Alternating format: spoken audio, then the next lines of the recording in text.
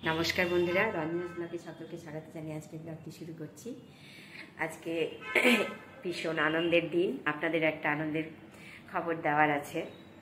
তো আমার মেয়ে নিট ক্র্যাক করে বিডিএসে কলেজ পেয়ে গেছে। আপনাদের সাথে সেটা শেয়ার না করে পারলাম না। সত্যি খুব আনন্দের খবর, এটা ভালো খবর। তো সেই জন্য বন্ধুরা আজকে রাত্রেই আমাদের কলকাতায় বেরোতে হবে, কারণ কালকে লাস্ট ডেট, কালকেই অ্যাডমিশনের লাস্ট ডেট। ডিডি বানাতে হবে, অনেক রকম আছে। তারপরে মেয়ের ডকুমেন্টগুলো জেরক্স করতে হবে। মধ্যবিত্ত মানুষ আমরা, মিডিল ক্লাস ফ্যামিলি থেকে বিলং করি, সেই কারণে আমাদের জন্য গভর্নমেন্ট ছাড়া কোনো উপায় ছিল না। তো সেটা মেয়ে সাকসেস হয়েছে, এটা সত্যিই খুব খুশির খবর। আনন্দ তো ভীষণ হচ্ছে। আপনাদের আশীর্বাদ আমার মেয়েকে এগিয়ে নিয়ে যাবে আরও, আর আমাকেও এগিয়ে নিয়ে যাবে। আপনারাও সাপোর্ট করবেন আমি যেন এগিয়ে যাই। তো আজকে সমস্ত কিছু আপনাদের সাথে শেয়ার করবো বন্ধুরা। রাত্রে বাস আছে, বাসেই যেতে হবে, কারণ ট্রেনের টিকিট পাইনি, আর সেই জন্য বাসে বেরোবো রাত্রে। এখানে আমাদের এখান থেকে সোনারতরী বাস আছে, ভীষণ ভালো যায় বাসটা, ভীষণই ভালো। বাবা একটু হাই করো। এই নে, রাতের পর রাত জেগে মেয়ে পড়াশোনা করেছে।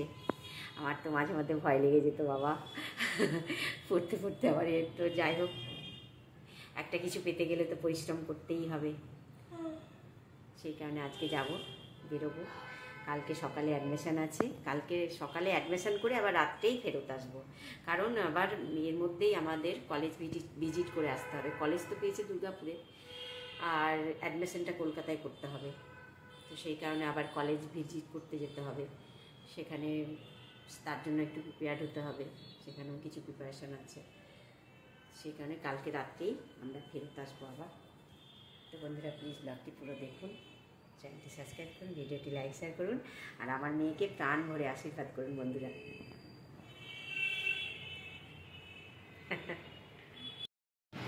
বন্ধুরা, আমার মেয়ের শুভ খবর তো আপনাদের বলেছি। মেয়ে পুজো করছে। মেয়ে আমার প্রতিদিনই পুজো করে, নিত্যদিন পুজো করে আমার মেয়ে। ঠাকুর মুখ তুলে চেয়েছে, আপনারাও আশীর্বাদ করুন ও যেন আরও এগিয়ে যেতে পারে।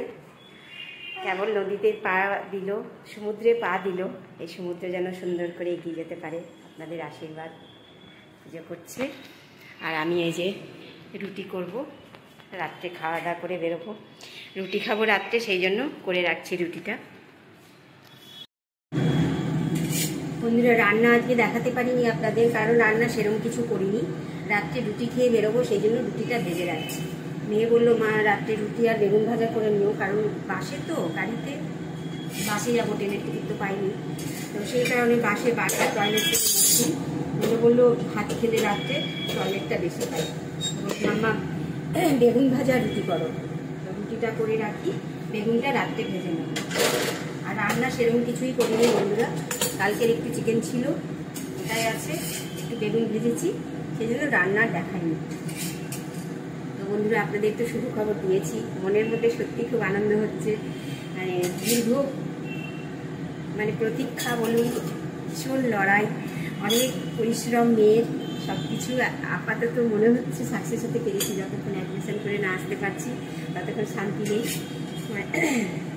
আর এই আনন্দের খবরটা আপনাদের দিতে পেরেছি, আমারও খুব ভালো লাগছে। তো বন্ধুরা, এইভাবে পাশে থাকুন, দেখতে থাকুন। আজকে সুন্দর ব্লগ বানাবো, আমরা কীভাবে যাচ্ছি, কী করছি, ওখানে গিয়েও সমস্ত ব্লগ আপনাদের দেখাবো, সমস্ত কিছু আপনাদের সাথে শেয়ার করবো। সুন্দর ব্লগ হবে বন্ধুরা, আর আপনারাও আমাকে এইভাবেই সাপোর্ট করতে থাকুন, আমি যেন এগিয়ে যেতে পারি। তো চলুন দেখতে থাকুন। রুটিটা হয়ে গেলেই হয়ে গেল, সব হয়ে গেছে। বেগুনটা রাত্রে ভাজবো, গরম গরম বেগুন ভাজা রুটিতে বেরিয়ে দেবো। বেগুনটা গরম গরম ভাজাই ভালো লাগে। বন্ধুরা দেখতে থাকুন, সুন্দর ব্লগ হবে, প্লিজ ব্লগটি পুরো দেখুন।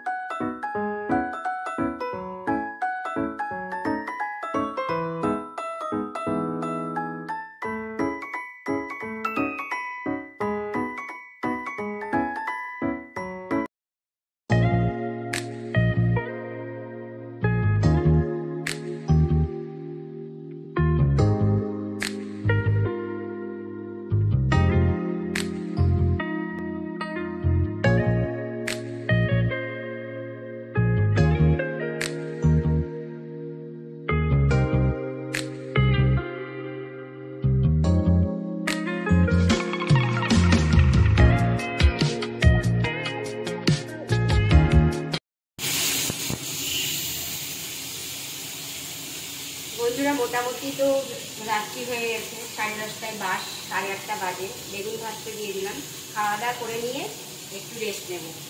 10টার দিকে বেরোবো, বলো? 10টায় বেরোবো, তো রাত্রে বেগুন ভাজা আর রুটি করবো। 9টার মধ্যে খেয়ে নেবো, 1 ঘন্টা একটু রেস্ট নেবো। হ্যাঁ, তুমি ঘুমিও, আমি ডেকে দেবো, রেস্ট নিও। একটু রেস্ট না নিলেও হবে না, সারাদিন বেগুনটা ভেজে নিই। এখানে আরও আছে, হাতে আছে তো। বেগুন ভাজা আর রুটি, খাওয়া দাওয়াটা করে নেবো। 9টার মধ্যে খেয়ে নিয়ে একটু রেস্ট নিয়ে তারপর বেরোবো।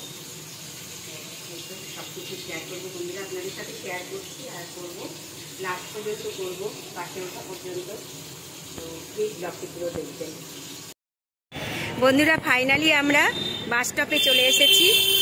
এখন আমরা রথবাড়ি বাস স্টপে দাঁড়িয়ে আছি, বাসে উঠবো। আমাদের শুভযাত্রা, আশীর্বাদ করুন সব কিছু যেন ভালোভাবে করে আসতে পারি। আর তুমি কিছু বলবে বাবা? আর কি বলবো, আমার মেয়েকে আশীর্বাদ করুন, ও যেন এগিয়ে যেতে পারে আপনাদের সবার আশীর্বাদ নিয়ে। ও খুব পরিশ্রম করেছে আজকে, সত্যি খুব আনন্দ হচ্ছে আমার। এত সুন্দর একটা দিন, এই দিনটার জন্য অনেক দিন অপেক্ষা করেছিলাম, অনেক কষ্ট করা হয়েছে, অনেক পরিশ্রম করেছে, মেয়েও করেছে। মেয়ের সাথে আমিও অল্প স্বল্প করেছি, কিন্তু মেয়ে বেশি করেছে। না তুমিও করেছো আমার তো শুধু লেবার দেওয়া আর কি। যাই হোক বন্ধুরা, এখন আমরা বাস স্টপে দাঁড়িয়ে আছি, বাসে উঠে আবার আপনাদের সাথে দেখা করব। এখনকার মতো রাখছি।